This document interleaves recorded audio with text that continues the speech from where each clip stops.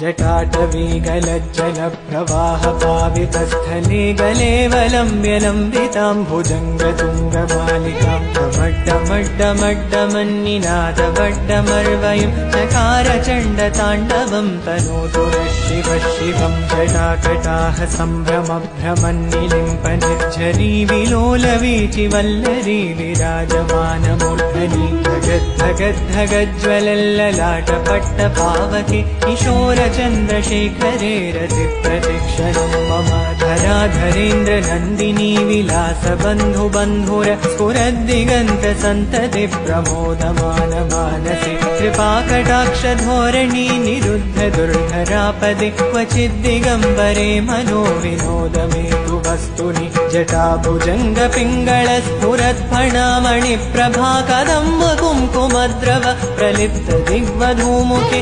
मदाह्नसिन्धुरस्फुरत्वगुत्तरीयमेदुरे मनोविनोदमद्भुतं विवर्तु भूतभर्तरि सहस्रलोचन प्रभृत्य शेषलेखशेखर प्रसूनधूलिधोरणि विधूसराङ्घ्रिपीठभु भुजङ्गराजमालया निबद्धजाटजोटक श्रियैचिराय जायतां चकोरबन्धुशेखर ललाटचत्वरज्ज्वलद्धनञ्जयस्फुलिङ्गभा निपीतपञ्चसायकं नमन्निलिम्बनायकं सुधामयूखलेखया विराजमानशेखरं महाकपालि सम्पदे शिरोजटालमस्तु नः।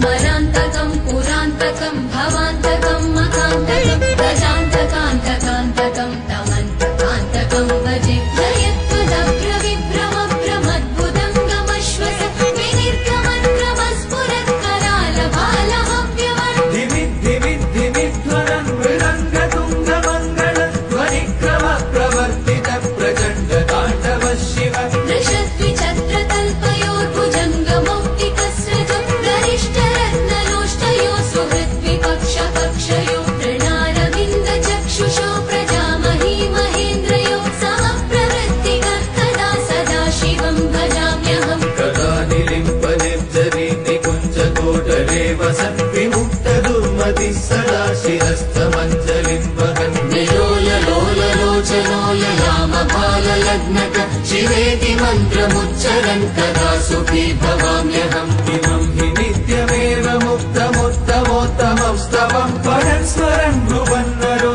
विशुद्धिमेति सन्ततम् हरे गुरौ सुभक्तिमाशु याति नान्यथा